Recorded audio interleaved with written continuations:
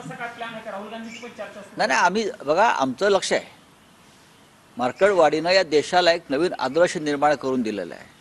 मार्कडवाडीचे आमदार उत्तम जानकर यांचं मी अभिनंदन करतो।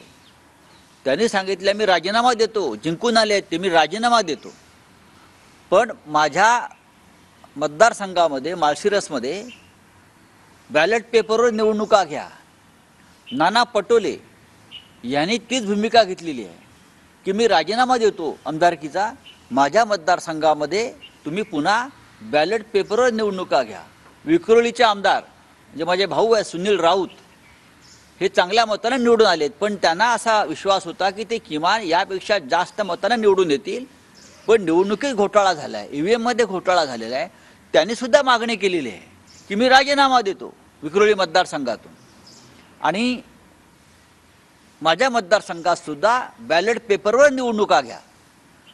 अख्ख्या राज्यभरातून जरी मागणी होत असेल विरोधी पक्षाकडून, तर निवडणूक आयोग डोळ्यावर झापडे घालून बसला की कानात बोळे घालून बसलेला आहे। जनतेचा, निवडून आलेल्या लोकांचा निकालावर विश्वास राहिलेला नाही आहे। निवडणुका परत घ्या, राजीनामा देतो सांगतायत। बोला सर, एक प्रश्न असा आहे की सर्वोच्च न्यायालयाने काल म्हटलं की स्थानिक स्वराज्य संस्थांच्या निवडणुका टाळणं हे चुकीचं आहे, आम्ही सगळ्यांची कारणं तपासू आणि आम्ही बघा, त्या निवडणूक आयोग आपलं सर्वोच्च न्यायालयावरती फार विश्वास ठेवू नका। 3.5-4 वर्ष झाली की स्थानिक स्वराज्य निवडणुका झालेल्या नाही आहेत। आम्ही वारंवार निवडणूक सुप्रीम कोर्टामध्ये ह्याच्यावरती आवाज उठवलेला आहे।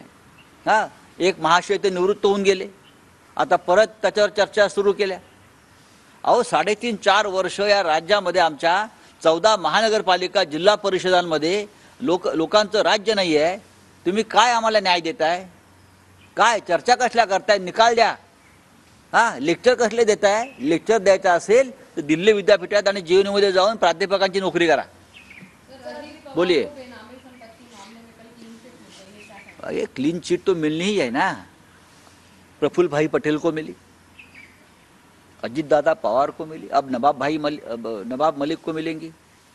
बात ऐसी है कि 1000 करोड़ की बेनामी संपत्ति उनकी जब्त हो गई थी। आंकड़ा सुन लीजिए, 1000 करोड़। प्रफुल्ल भाई पटेल, उनकी लगभग 300 करोड़ की प्रॉपर्टी ईडी ने जब्त की थी।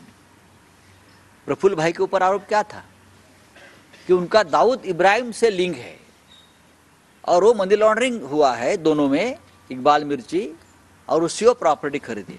हम बोलते थे गलत है। यह आरोप शपथविधी